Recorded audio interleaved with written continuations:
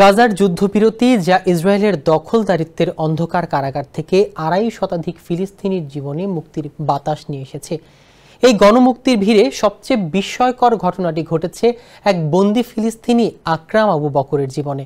আবু বকরের বিরুদ্ধে ৩টি যাবজ্জীবন কারাদণ্ডের আদেশ দিয়েছিল দখলদার ইসরায়েল।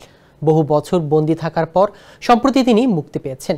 মুক্তি পেয়ে মিশরের রাজধানী কায়রোতে পৌঁছানোর পর তার সামনে এসে দাঁড়ায় তার সাবেক স্ত্রী, যাকে ভালোবাসার খাতিরেই তালাক দিয়েছিলেন দীর্ঘ ২৩ বছর আগে, যাতে তাকে আজীবন একজন বন্দির সহধর্মিণী হিসেবে কষ্টে কাটাতে না হয়। ওয়ালটন এখন দেশের সীমানা পেরিয়ে পৌঁছে গিয়েছে ৫০টিরও বেশি দেশে।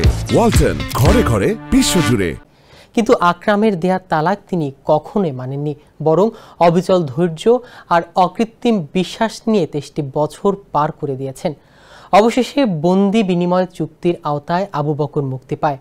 আর এই খবর শোনার সঙ্গে সঙ্গেই তার সাবেক স্ত্রী কায়রোতে ছুটে যান তাকে স্বাগত জানাতে।